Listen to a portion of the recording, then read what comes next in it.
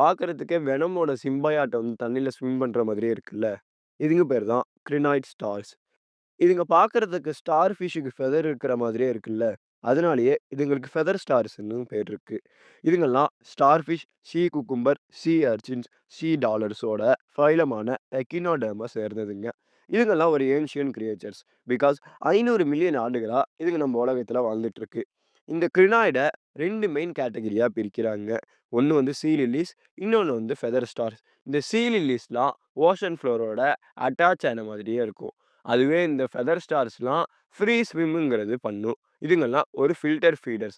So தண்ணீல இருக்கிற microscopic ஆர்கானிசமான பிளாங்க்டன தான் இதுங்க சாப்பிட்டு உயிர் வாழும். இதுங்களுக்கும் ஸ்டார் ஃபிஷ்ட்ட இருக்கிற மாதிரி ஒரு எபிலிட்டி இருக்கு. இதுங்களோட பாடி பார்ட்ஸ் ஏதாவது டேமேஜ் ஆச்சுன்னா, திரும்ப ரீஜெனரேட் ஆகக்கூடிய திறன் இதுங்களுக்கும் இருக்கு.